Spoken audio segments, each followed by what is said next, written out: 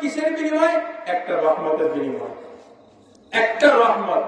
এরকম 10টা রহমত একবার দুরূদ শরীফ পাঠ করার বিনিময়ে আল্লাহ রাব্বুল আলামিন আপনার আমার আমলনামার মধ্যে 10টা রহমত লিখে দেন। সুবহানাল্লাহ।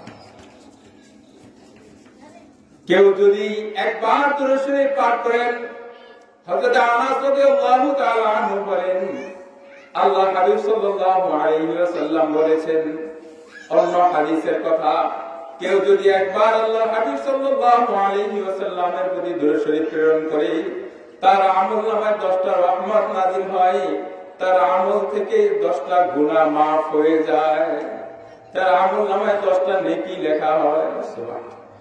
এরকম যে যত করবে তত লাভ, যত করবে তত লাভ।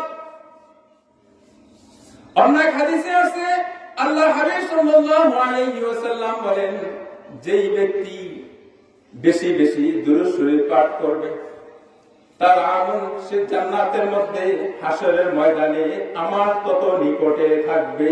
সুবহানাল্লাহ। যার আমলনামায় দুরূদ শরীফের আমল বেশি হবে, সে জান্নাতের মধ্যে আমার তত নিকটবর্তী থাকবে।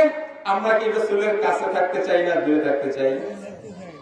কাছে থাকতে চাই না? কাছে থাকতে চাওয়ার একটা রাস্তা আমরা জানতে পারলাম কিনা? বেশি বেশি কি করতে হবে?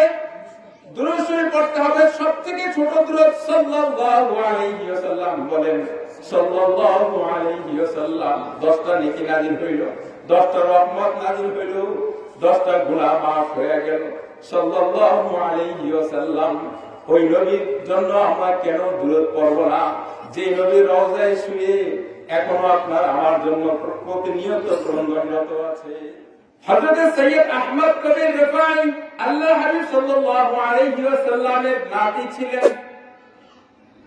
সৈয়দ আহমদ কবির রিফাই মক্কায় কাফেলা সহ হজ আদায় করেছেন, মদিনার দিকে কাফেলা সহ রওনা হয়েছেন। কাফেলা মদিনার নবীর রওজার পাশে গিয়ে দাঁড়িয়েছে।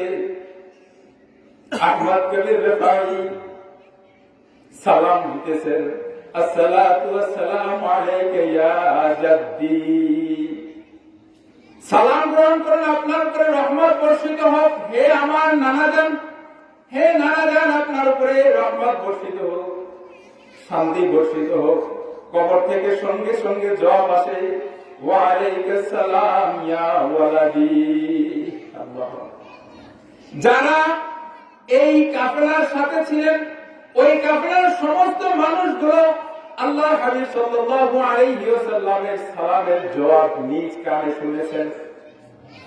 আল্লাহ হাবিব রওজার মধ্যে জিন্দা না মুর্দা? জিন্দা কিনা? জিন্দা। সালামের জবাব দিয়েছেন। তিনি আরজি করলেন, নানাজি, বহু দূর থেকে এসেছি, আপনার প্রেমে প্রতিটা মুহূর্তে বিভোর হয়ে থাকি, স্বপ্নে আপনাকে দেখি, একটু হাতটা বাড়াইয়া দেন না, আপনার সাথে একটু মুসাফা করি। উপস্থিত সমস্ত মানুষগুলো সাক্ষী। এই কথা বলার সঙ্গে সঙ্গে আল্লাহ হাবিব সাল্লাল্লাহু আলাইহি ওয়াসাল্লাম রওজা মুবারক থেকে তার হাত খারাপ বের করে দিয়েছেন। আহমদ কবির হাতের সাথে মুসাফা করেছে।